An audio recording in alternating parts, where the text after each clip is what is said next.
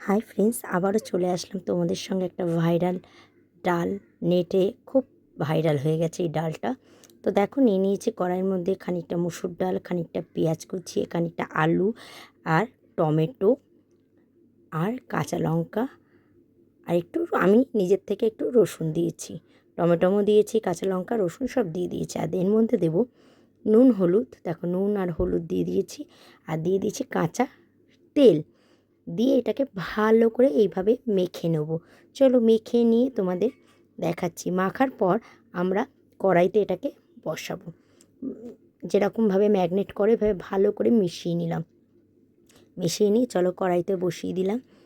তো কড়াইতে বসিয়ে দিয়ে দেখো জল ছাড়ছে। তো টমেটোটা একটু যাতে নরম হয়ে সফট হয়ে যায়, গলে যায়, সেটাকে আমাদের একটু লক্ষ্য রাখতে হবে। তো কন্টিনিউ আমি খুন্তি দিয়ে চালিয়ে যাচ্ছি যাতে ভাজা ভাজা টাইপের হয়। তো ভাজা ভাজা হয়ে গেলে আমি পরিমাণ মতন জল দেবো। তো চলো একে হতে দিই, নরম হওয়ার জন্য একটু অপেক্ষা করি।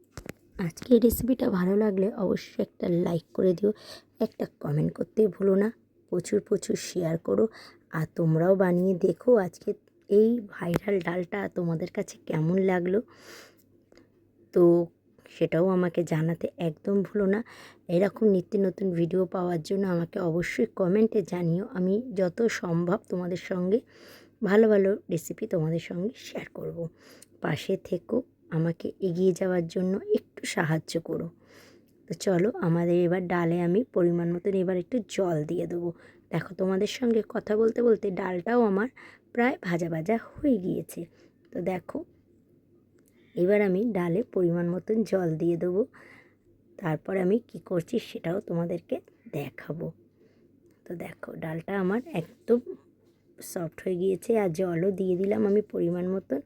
এবার এই ডালটা আমি কড়াইতে কুক না করে আমি প্রেশার কুকারে কুক করব। যার জন্য আমি ডালটাকে প্রেশার কুকারে ট্রান্সফার করে দিলাম। মসুর ডাল হতে জাস্ট 2টো সিটি লাগে, 2টো সিটি পড়লেই আমার মসুর ডালটা একদম রেডি হয়ে যাবে। তো চলো, প্রেশার কুকারটা 2টো সিটি পড়ে গেছে। এরপর প্রেশার কুকারটা ঠান্ডা হওয়া পর্যন্ত আমি অপেক্ষা করলাম। দেখো, ডালটা প্রেশার কুকারটা ঠান্ডা হয়ে যাওয়ার পর আমি এর মধ্যে একটু কাশ্মীরি লঙ্কাটা দিলাম। তার কারণ হচ্ছে একটু কালারটা আসার জন্য। আর এদিকে চলো কড়াইতে আমি তড়কা লাগাবো। তড়কার জন্য আমি কড়াইতে তেল নিয়ে নিয়েছি আর দিয়েছি একটু রসুন ফোড়ন, একটু কারি পাতা আর একটু জিরে ফোড়ন।